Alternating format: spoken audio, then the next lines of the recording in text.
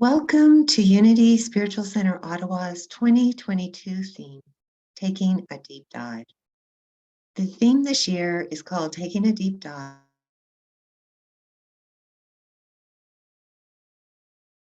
of Recreating Our Lives. It's a Master Builder year. And as we arise from the challenges of the past 2 years, we are entering a whole new world.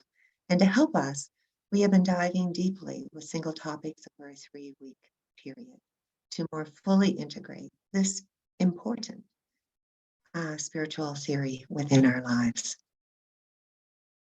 So this month, our theme is the power of affirmative prayer. And the topic for session 1, our first week, is this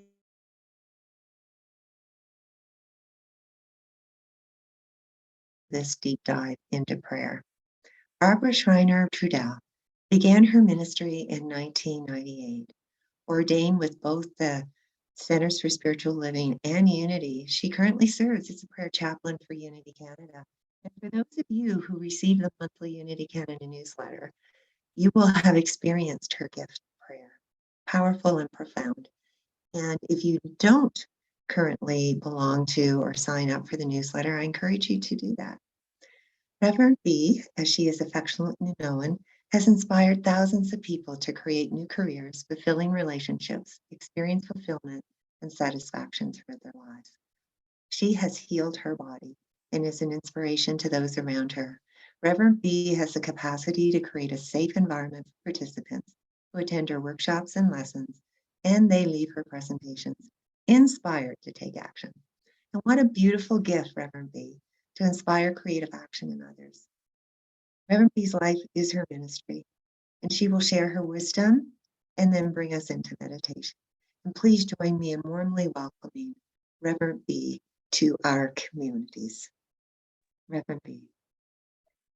Thank you. Thank you, Linda. It's wonderful to be here. I'm really, really grateful to be here with all of you. And today, as I talk about the healing power of prayer, the interesting thing about prayer is the way that we use it and our expectations of it. Because I think sometimes we pray and we hope and we wish and we want. And of course, we continue to get more hoping, wishing, and wanting rather than the result of the prayer that we have actually said we would like to have in our lives. So when we are journeying along, one of the key components is to acknowledge and remember that each one of us has the ability to create something absolutely remarkable. And the way that we do that is through the words that are running through our mind, both conscious and subconscious. Okay, because that unconscious part of us, sometimes we dismiss it. And there's, when we're thinking about consciousness, we're thinking, well, I'm thinking positive thoughts, I'm doing positive things, obviously I'm going to have positive results. But underlying that hoping for something to change, sometimes there's something going on underneath that is actually preventing us from achieving what it is we say we want to achieve. So Larry Dossey, in his book, The Power of Prayer, Healing Words, The Power of Prayer and the Practice of Medicine, writes, when someone speaks of consciousness today, as in, when we can claim that we're using it to create a healthy reality, most often we're referring to that part of prayer, that language of our awareness. Okay, it's what I'm aware of. And we're not maybe paying attention to the bulk of our consciousness, which is that which is under the surface, the unconscious, the subconscious, whatever you want to call it. And what happens is we're praying for one thing and we're experiencing something different, or we're praying for health and our body is staying sick and we're wondering, like, why is that? Why won't God help me? So we'll talk about a couple things here. First, the word God. I know some people are challenged with that word and some people really love it. It's simply a word. It has no power of its own, but what it refers to is the infinite nature of life. And so we can call that infinite nature energy, we can call it power, we can call it love, we can call it God, Allah, whatever name you want to use. Fred, George, doesn't really matter, whatever word you want to use, nothing can actually describe the infinite, not from our finite perspective. So when you hear the word God, don't resist it. Just know that it's simply a reference to the energy that makes up the entire universe. And there's many words we can use. I like the word beloved or the absolute. I call it because it is an energy, not a person. So when we come into alignment with this energy, healing happens when there is nothing to oppose what it is that we desire. Okay.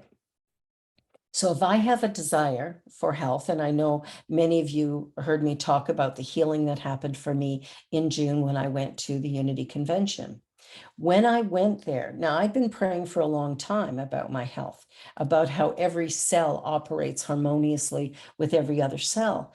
That had been going on for some time, and I had brought into my life many things, because that's what happens when we start praying from a high level of consciousness. We begin to attract to us things that will support us in creating what it is we seek.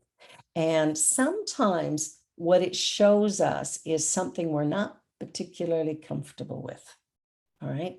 So there is something we need to do. So back to Larry Dossey, he says that there is an immediate problem. If we're not even aware of the larger part of our mind and what it may be doing, how then can we claim total conscious responsibility for what's happening in our lives, including our health?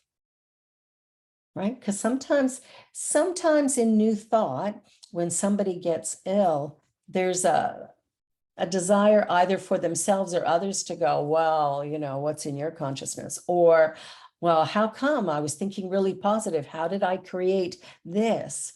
And we get into a blame game. And so I want to just take that off the table right now. There is no blame. There is within us this divine subjective consciousness that we, for the most part, are not even aware of what's going on in there, because it is the sum total of everything that has ever happened to us in our entire existence, and probably things from before we even came into this life. So it's important that we begin to work consciously to uncover what's underlying the current life reality that we have. And the wonderful thing about prayer is that as we state affirmatively what it is we desire in life, how we'd feel if we had it, we begin to unlock things. And that's when ideas come up that might be a little uncomfortable for us. Maybe we've had a fight with a friend, and all of a sudden we're praying about our health. Maybe we're having challenges with our knees or our hips or whatever, and so we're praying about health and healing and comfort, and then an idea pops in: call Janice. Yeah, I ain't calling Janice. Yeah, no, not going there. She did that, said that, did this, and so I'm not doing that. Sometimes the message that we get is one that creates some discomfort for us. And this makes sense when you think about it. If something's going on in our lives that we're uncomfortable with, that we're not happy about, that we're resistant to, there's a reason why it's here. And it's here to reveal to us something greater and more wonderful that's going on inside of us. So the uncomfortable thing that's happening is actually serving our highest good and actually moving us in the direction of our greatest dreams, our greatest vision for our lives. However, in order to get there, we have to do something different. I think all of you have heard the definition of insanity, doing the same thing over and over again, expecting a different result. I think all of us can relate to that in some way or another, because that happens, doesn't it? That we sit back, we like the way we do things, which is why we repeat them over and over again. He goes on in his book, Healing Words: we will never be able to take full advantage of the power of the mind to shape our health, including the mind's use of prayer, until we've broken our concept of consciousness. So this means including the unconscious and acknowledging that there is more to life than what we can think about or know. There's something deeper within us. It's a little bit like looking at the iceberg in the ocean, right? There's the little bit we see above the water, but there's the mass amount that's below the surface. And that's the case for all of us, that there's something going on below the surface that is really, really big and is in fact creating the life that we live. The conscious thoughts we have go into the subconscious brings it about. It's like, imagine you're planting your garden, right? We're coming into fall, so we should be harvesting. So if we planted carrots and we're getting to the fall season and we're looking for zucchini, not going to happen, right? Because the seed we planted was a seed of something else. When we plant an idea in mind, that idea then manifests in some form, but it matches what has been planted and the belief system, because we put it into the subconscious says yes.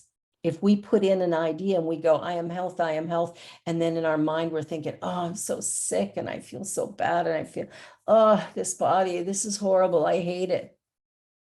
What do you think the law is working on?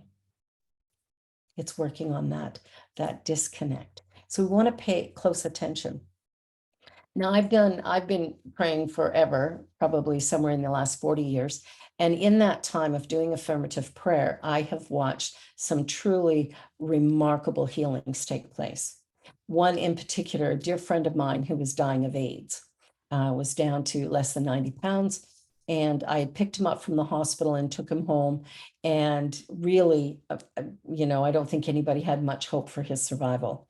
When we got to his place, I said, there's this thing that I do. I didn't call it prayer. I just said, there's this thing that I do. And would you like me to do it with you? And he went, yeah, sure. And I said, well, what do you want? And how would you feel emotionally if you had it? And he said, well, I want to live. He said, I've spent my whole life fearing life. I've never been afraid of death. But he said, I've been so loved and so connected to family and friends since I got sick that I want to live. I'm excited to live. So we talked about that a little further, and I did treatment with him. The prayer treatment that I did with him was an affirmative statement of life. I am life. I am expressing that divine life here and now in wholeness and perfection. And what's interesting is within 2 weeks, he had gained 18 pounds. Within 4 months, he was back to work. And in 6 months, they were unable to find the virus in his body. The energy of transformation occurs when we shift from resistance to what is to acceptance of what is and a willingness to create something new, which he had. His desire is life. I want to live. And he has lived fully from that point onward, which is really, really exciting. Another gentleman that I worked with years and years and years ago was a realtor, handling a lot of business. And when I went into a meeting one morning with all of the different realtors in our company, and he wasn't present, and I heard that he had had a major heart attack. So I went to the hospital to visit him. He was in the ICU, not looking so great. And I said, hey, there's this thing that I do. Would you like me to do with you? And he goes, yeah, sure, absolutely. So we did an affirmative prayer treatment together. That was on a Thursday. So 1 week later, he finally got transferred from the hospital he was in to one where he could get an angiogram. They'd done stress tests and stuff. They bumped him up to the front of the list to get the angiogram because he was in critical condition. They send him to the other hospital. That cardiologist does the angiogram and looks at the guy and shakes his head, and he goes, like, why are you here? And he goes, well, I'm told I'm very, very sick. And he goes, you don't have the heart of a 46-year-old man. You have the heart of a 16-year-old boy. Why are you here? Needless to say, he was surprised by the results. He went back to the other hospital. They were wanting to recheck everything that had happened because they're going, wait a minute, that's not possible. There must be a mistake. And he just said, I'm out of here. And then asked me to teach him. And so we worked together for the next little while, learning the different ways of doing meditation, but also of praying affirmatively. So the energy of healing happens when there is not a resistance to what's going on. There's not a resistance to having a new idea. because we can be a little bit stubborn. I don't know about you, but I know for me that, I have it in my mind the way things should be done, and I will stick to that. And I think most of us will do that. But what's required is that we shift into a new reality where we go, I don't know what I don't know. So let me listen. And the healing power of prayer happens when I become in tune with my oneness with this divine presence, oneness with God, oneness with spirit, oneness with the all in the all. When I can come to that place of oneness in my consciousness, then what happens is I begin to create the life that I say that I want. And of course, I don't resist the little ideas that pop in. Phone Janice. Say you're sorry for something, learn something new, whatever it is. He goes on in this book, Healing Words, and he says, we should prepare ourselves for surprises. And that, I think, is the most exciting thing. So when I had my healing in June, I had spent a number of years in pain, struggling with this spinal stenosis and, being told by doctors there is no cure, there's no way to get past it. And going to Unity Village and thinking, wait a minute, Myrtle Fillmore healed herself. If she can do it, I can do it. And I left there healed, and I am healed. My body's strong. I'm able to walk for miles and miles. I feel better than I've felt in the last 15 years. So it happens in the moment where there is no opposing idea to whatever it is that we say that we desire. Ralph Waldo Emerson commented on prayer, saying that prayer is the contemplation of the facts of life from the highest point of view. Prayer is the soliloquy of a beholding and jubilant spirit. It is the Spirit of God pronouncing its works good.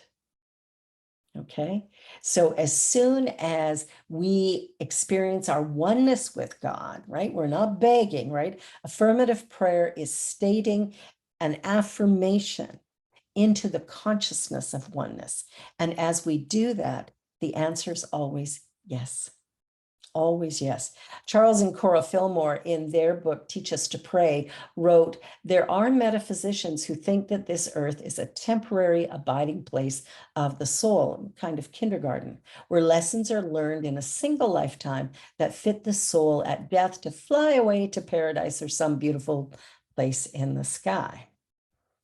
They go on to write, this line of thought separates the soul from its source and builds a mental gulf between soul and body. The body is the precipitation of the soul or thinking part of human. If it is developed, separation, it must be redeemed by being unified with the soul. And this unification is accomplished through love. And according to physicists, nature in all its form is an electromagnetic solution in which the atoms spin like cannonballs around one another. Nothing is solid. Seems to be, but it isn't. Everything floats in this ethereal space. And so what moves it is thought. And this is why the ideas of creating affirmative prayer is so powerful, because what we're doing is we're stating things as if it's the way we already want it to be. So if I'm looking for health, I am not saying, okay, God, give me health. I am acknowledging I am health. Every cell in my body operates harmoniously with every other cell. There is no separation, disconnection. There is only one power in the universe. And because there's only one power, I am a part of it, which means I am powerful. Make sense? I am powerful. I am a part of this divine presence. I am part of the oneness of everything. And because of that, I can direct it. I can direct the energy. But it will reveal to me whatever is needed and necessary for me to wake up. Right? Because sometimes we're a little bit asleep. Sometimes we need that push. So when our body is in pain, most of us, I know for myself, prior to my healing, I would go into that pain place and be very resistant to it, right? We resist the pain, we resist the prognosis, we resist, but whatever we resist persists.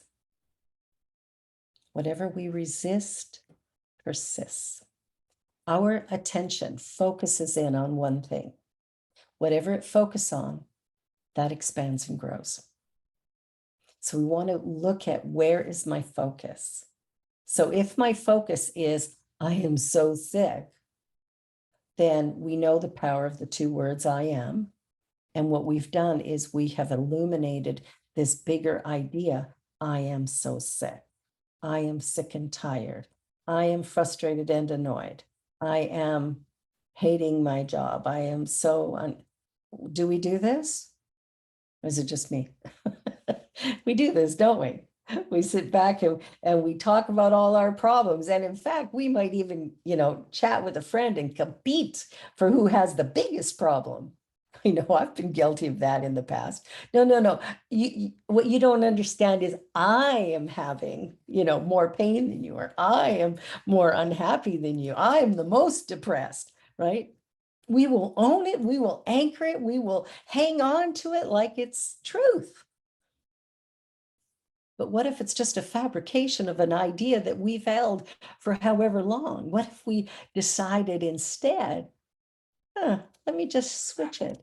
Let me switch it around. Let me find a new way of being here in life. What if I find a new way of acknowledging that there is something going on that I have no concept of, because it's the infinite energy of the universe. But what I know is somehow it operates through me. And what moves it is the way I think, what I believe. Now, I know most of you probably have a practice of meditation, or you've heard about the importance of meditating. And of course, meditation is so important because it allows us to train our minds. It's like you wouldn't let a little, 2-year-old free in a candy store, because, oh man, would they have a good time until they didn't, or we didn't, right? Because they would just run rampant. Well, that's what our mind does. Have you ever sat down in meditation and, oh, did I turn the kettle off? Oh, did I remember this? Oh, I got to go shopping. Oh, I forgot to phone Susan. Do we do this? Our mind is all over the place. What we want to do is we want to just bring it back.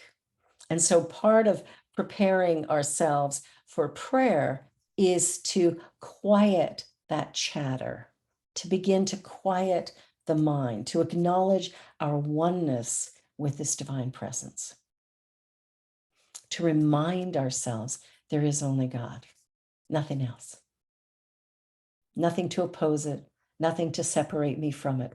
There is only this one thing. And it is in that oneness, in that place, that I begin to look at the journey that I'm on and go, what's happening right now? If I look at my life and there's something out of order, I have the opportunity to put it back in order, to pay attention and going, oh, I have pain in my body. It's talking to me. My life is in a shambles. It's talking to me. But am I listening? And this is where the idea of the healing power of prayer comes in. I must listen to what's happening in my environment if I want to change what's happening in my environment. I wouldn't look in the mirror and try to wipe my makeup off by rubbing the front of the mirror, because it wouldn't work, would it? And yet that's how we live our lives. We look out here and we go, this is bad, this is wrong, this is evil, this is frightening, this is good, this is great. But all of it has come from our own mind, our own consciousness.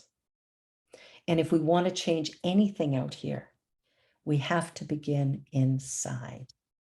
We have to go deep within and uncover And it's not that we have to relive every bad experience in our life or anything like that. There has to be a willingness to think a new thought. There has to be, oh, a new thought. That's what we teach, right?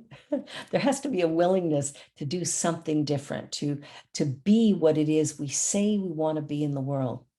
You know, if you want to live in a peaceful world, be peaceful. Now, it's easy to be peaceful when everything's sunshine and rainbows. A little harder to be peaceful when the world around us is erupting in chaos. When the world is erupting in chaos, we need to be the peace that we would like to see in the world.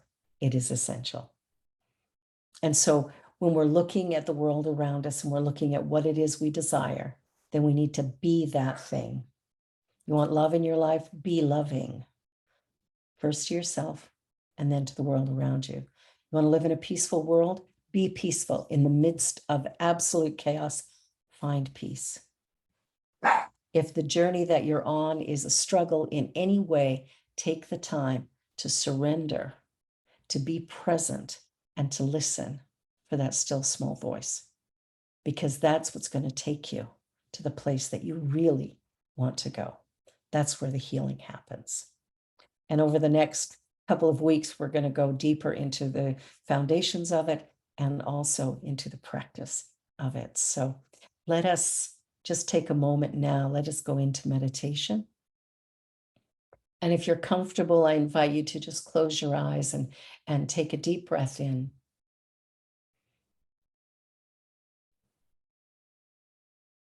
And just take one more deep breath.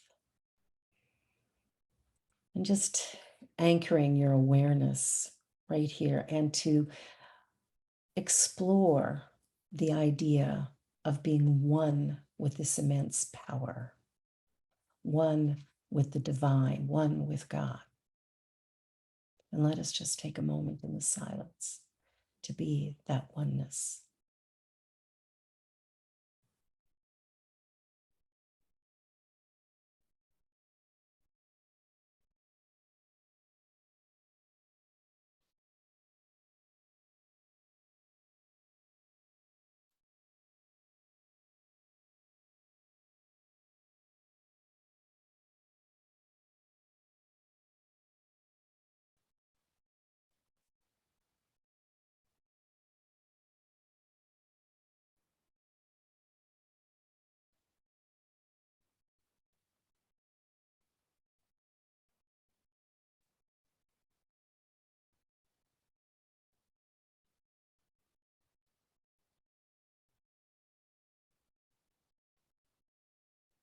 It is in the silence that revelation appears. It is in the silence that the answers are revealed, the way forward realized and acknowledged. So as I take a breath in, I know that this day is a gift and a blessing, that my body is strong and vital and vibrant. Every cell operates harmoniously with every other cell, revealing once again divine wholeness. So I accept I am health, I am love, I am peace. I am a divine creative being living an exciting, remarkable existence. My life has meaning and purpose, value. And I know that I am unique and special, like every other person. That in this idea of oneness, there can be no separation, no them and us. There is only one. And it is in that place of oneness that I'm fueled, that I'm fed, and that I create a remarkable life with ease, with joy, and with grace. Everything in perfect order, in perfect harmony.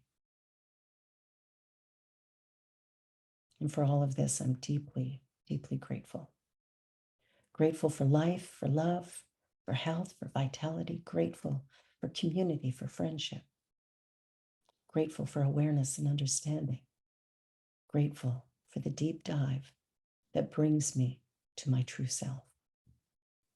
In gratitude, I release these ideas into the law of mind, knowing it is done. All is well. And so it is. Amen.